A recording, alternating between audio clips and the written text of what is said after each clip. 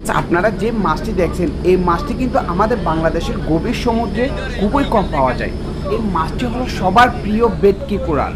ধরা ট্রলারগুলোতে সাধারণত কই কোরাল, দাঁতিনে কোরাল এবং লাল কোরাল অনেক পরিমাণ দেখা যায়। এই ভেটকি কোরালের দেখা কিন্তু সহজে মিলে না। এই ভেটকি কোরাল সাধারণত পাওয়া যায় নদীতে। তাইলে ভিউয়ার্স আপনি একবার চিন্তা করেন, এই নদীতে পাওয়া ভেটকি কোরাল যখন সাগরে পাওয়া যায় তাইলে এর স্বাদটা কেমন হবে। ভিউয়ার্স আমি সাগরে এ পর্যন্ত যত মাছ পেয়েছি এর মধ্যে সবচেয়ে মজার এবং স্বাদের মাছ হলো এই ভেটকি কোরাল। সচরাচর এই ভেটকি কোরাল আমাদের জালে কিন্তু সহজে আসে না, তবে এই বর্ষা মৌসুমে কেন জানি আমাদের জালের মধ্যে দুটো মাছ একসাথে ধরা পড়েছে। এখানে একটা মাছের ওজন 12 কেজি আর আরেকটা মাছের ওজন 9 কেজি। ভিউয়ার জানেন এই মাছ দুটি আমার কাছে খাবার নয়, এই মাছ দুটি আমার কাছে আবেগ এবং স্মৃতি হিসেবে থাকবে।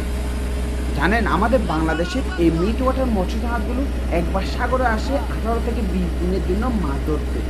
ভিউয়ার্স আসলে কোনো সময় জালে অনেক পরিমাণ মাছ আসে, আবার কোনো সময় জালে কোনো মাছই আসে না। এই যে আপনারা দেখতেছেন মাছগুলো, এই মাছগুলো কত ঘন্টা জাল টেনে পেয়েছি জানেন? 4 ঘন্টা জাল টেনে এই মাছগুলো ধরতে আমরা সক্ষম হয়েছি। সাধারণত জুলাই আগস্ট মাসে এই ধরনের পোয়া মাছগুলো সাগরে বেশি পরিমাণে পাওয়া যায়। তো দেখেন আমাদের জাহাজের সেলররা মাছগুলো গ্রেডিং অনুযায়ী ভাগ করে নিচ্ছে, প্রত্যেকটা মাছ আলাদা আলাদা করে নিচ্ছে।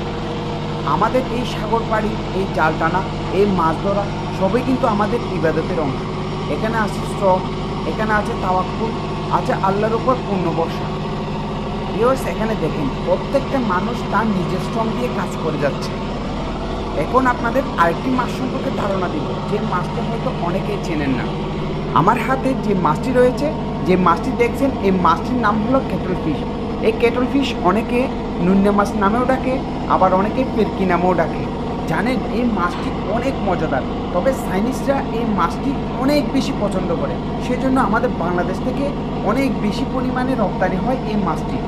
ভিউয়ার্স এই কেটল ফিশ দেখতে অক্টোপাস বা স্কুইডের মতো হলেও তা কিন্তু সমুদ্রের এক দারুণ পুষ্টিকর খাবার। এটি বাংলাদেশের উপকূলীয় অঞ্চলে কিছুটা কম পরিচিত হলেও বিশ্বের বিভিন্ন জায়গায় কিন্তু খুবই জনপ্রিয়। সৃষ্টিকর্তার কতই অপরূপ সৃষ্টি এই অতই সাগরের মধ্যে আছে তা সত্যি এখনো আমাদের অজানা।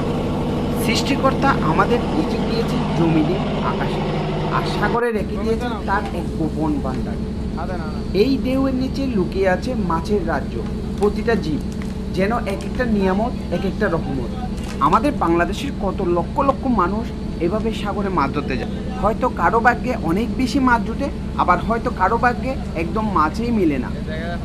এই যে আমাদের এতগুলো মানুষের রিজিকের ফয়সালা সবগুলি কিন্তু ওনার কাছে নির্ধারিত। আমাদের সবার উচিত নিজ নিজ জায়গা থেকে কর্ম করে যাওয়া। আপনারা এই কোরাল মাছটি হয়তো অনেকেই চিনবেন। এই মাছটি আমাদের বাংলাদেশের বঙ্গোপসাগরে পাওয়া গেছে অনেক গভীর পানিতে। আজকে হয়তো আমরা 2টা কোরাল পেয়েছি, কিন্তু এর চেয়ে বড় পাওনা কি জানেন? সৃষ্টিকর্তার দেওয়া রিজিকে সন্তুষ্ট থাকে। ভিউয়ার্স আপনারা আরেকটি মাছ দেখেন, এই যে হাতে নিচ্ছি, এই মাছটির নাম কি জানেন? এই মাছটি হলো সাগরের পাঙ্গাস। পুকুরের পাঙ্গাস আর সাগরের পাঙ্গাস সম্পূর্ণ আলাদা। সাধারণত এরকম বর্ষা মৌসুমে জুলাই থেকে অক্টোবর মাসে যখন আমরা সাগরে মাছ ধরতে যাই, তখন মাঝে মাঝে কিছু নদ নদীর মাছ আমাদের জালের মধ্যে ধরা পড়ে। ভিউয়ার্স আপনাদের জন্যই, আপনাদের দেখানোর জন্যই আমার এই ভিডিওগুলো করা। যদি আমার এই ভিডিওগুলো আপনাদের ভালো লাগে তাহলে আমার চ্যানেলটি সাবস্ক্রাইব করে অবশ্যই পাশে থাকবেন। ধন্যবাদ।